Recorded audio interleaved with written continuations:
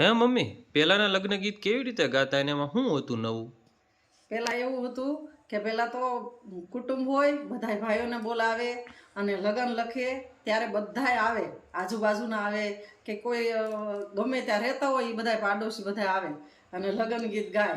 આડદી સુધી લગ્ન ગીત ગાય અને પછી એનું સસરિયાના ઘરે લગ્ન લઈને જાય ત્યારે એ ગાય લગ્ન લખતી વખતે.